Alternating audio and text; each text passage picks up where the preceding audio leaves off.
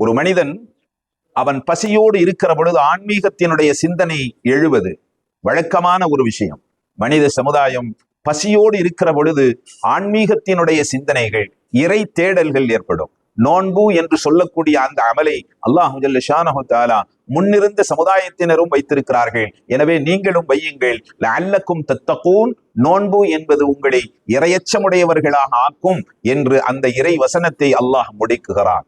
எனவே நோன்பு என்று சொல்லக்கூடிய அந்த அமல், பசியோடு நாம் இருப்பது ஷைத்தானியத்தான தீய எண்ணங்களில் இருந்து நம்மை மீட்டெடுத்து மலக்குமார்களுடைய இறை நெருக்கத்தை பெற்ற இறை சிந்தனையுடைய அந்த நிலையை நமக்கு ஏற்படுத்தி தருகிறது. அல்லாஹு ஜல்ல ஷானஹு தஆலா நஃப்ஸை படைத்தான். நஃப்ஸை படைத்து அல்லாஹ் கேட்டான், நீ யார், நான் யார்?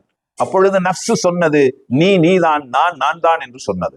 அல்லாஹு ஜல்ல ஷானஹு தஆலா அந்த நஃப்ஸை அடக்குவதற்கு பயன்படுத்தியது பசி என்று சொல்லக்கூடிய மிகப்பெரிய ஆயுதத்தை அல்லாஹ் பயன்படுத்தினான்.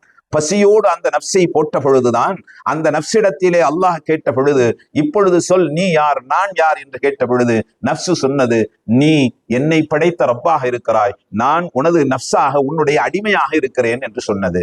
எனவே நஃப்ஸை அடக்குவதற்கு, அதனுடைய மிருகத்தனமான உணர்வுகளை அடியோடு ஒழிப்பதற்கு அல்லாஹ் பயன்படுத்திய அந்த பசி என்பதைத்தான் உலகத்தில் தன்னை ஈமான் கொண்டிருக்கக்கூடிய எல்லா நல்லடியார்களுக்கும் அந்த நோன்பு என்று சொல்லக்கூடிய அல்லாஹ்வின் தன்மையான பசித்திருத்தல், அல்லாஹ் பசித்திருக்கிறான், அல்லாஹ் எந்த விதமான உணவையும் உட்கொள்வதில்லை, அல்லாஹ் எதையும் புசிப்பதில்லை, அல்லாஹ் எதையும் குடிப்பதில்லை, அல்லாஹ் இன்பம் பகிர்ந்து கொள்வதில்லை, அல்லாஹ்வினுடைய தன்மையிலே இருக்கக்கூடிய அந்த அடியானுக்கு ஏனைய அமல்களுக்கெல்லாம் மலக்குமார்களின் மூலம் கூலியை, நன்மையை தரக்கூடிய அல்லாஹ் இந்நோன்பு என்று சொல்லக்கூடிய அமலுக்கு மாத்திரம் அல்லாஹ் சொல்கிறான், நோன்பு என்று சொல்லக்கூடிய அந்த அமலுக்கு நன்மைகள் நானே தருகிறேன்.